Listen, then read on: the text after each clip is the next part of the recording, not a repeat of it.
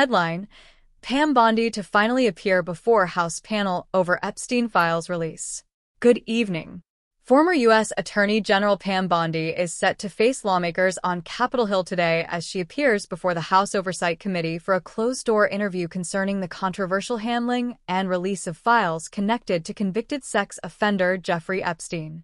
The appearance comes after months of political pressure, public scrutiny, and growing questions about how the Department of Justice managed the release of documents tied to the Epstein investigation. Bondi had previously been scheduled to testify earlier this year, but the appearance was delayed after she was removed from office, leading the Justice Department to argue that an earlier subpoena was no longer valid. Lawmakers are expected to question Bondi about delays in releasing the files and whether all records required under the Epstein Files Transparency Act were made available to the public. Critics have argued that the release process was marked by excessive redactions, confusion, and concerns about the handling of sensitive information involving victims and witnesses. The controversy intensified after Bondi's Department of Justice initially missed a deadline established by Congress for releasing Epstein-related records. Although millions of pages were eventually made public, lawmakers from both parties have continued to demand answers regarding documents that remain withheld and the reasoning behind those decisions. House Oversight Committee Chairman James Comer has said the committee wants a full accounting of what documents still exist and whether additional materials can legally be released.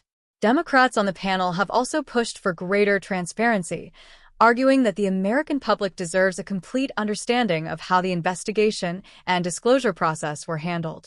Bondi's testimony is expected to focus primarily on the Justice Department's actions rather than on Epstein's personal network.